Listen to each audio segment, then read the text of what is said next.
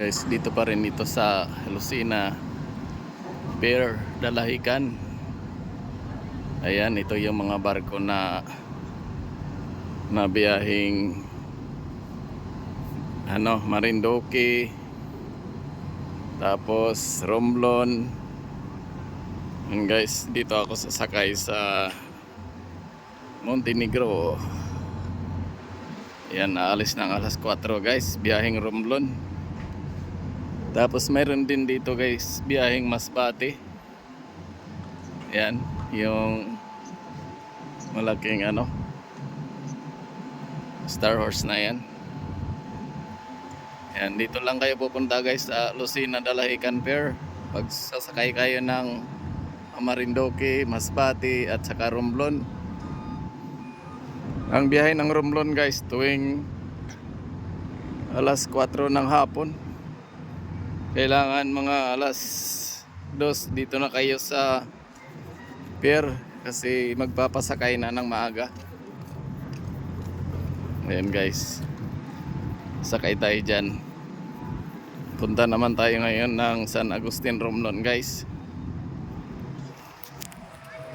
Pag-alagala lang tayo ngayon.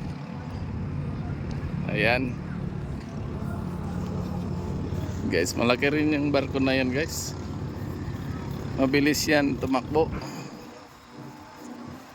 Darating yan doon sa San Agustin mga alauna ng gabi.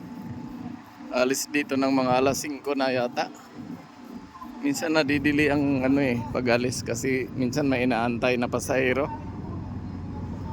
Ayun guys, papasok na tayo dito.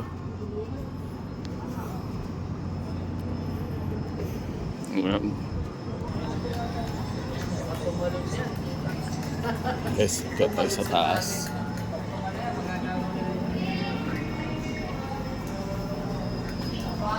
Ayan, hanap tayo ng mapwestuhan guys kasi pag bibiyahe ko ng Romblon, kanya-kanya ng pwesto. Ang daming upuan.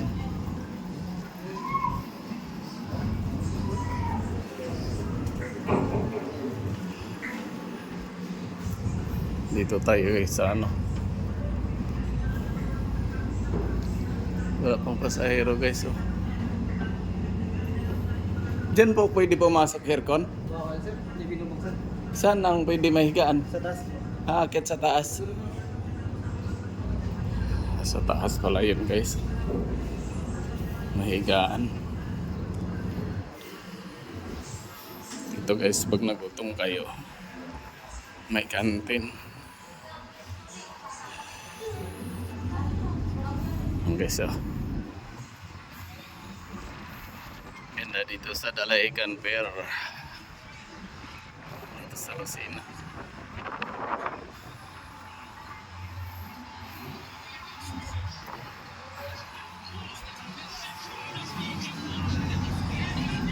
Yan, maluwag din yung terminal na pier ng Lucena.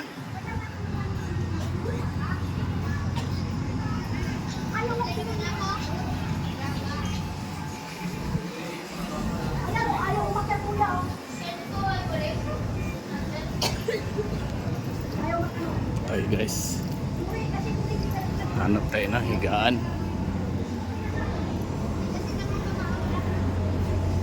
Ayan guys,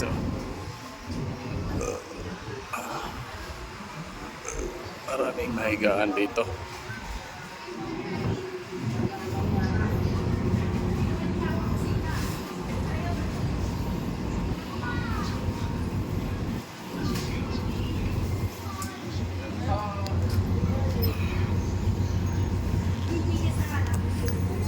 Dito na lang ako guys, banda sa taas.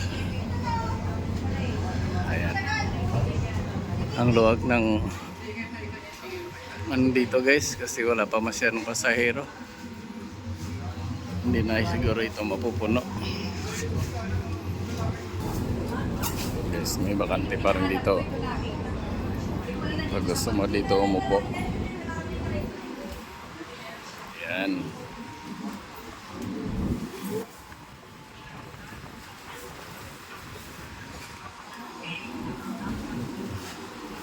Yan guys, abang-abang na lang. Mga alauna ng ating gabi or alas 12 nasa San Agustin Romblona. Ayan guys.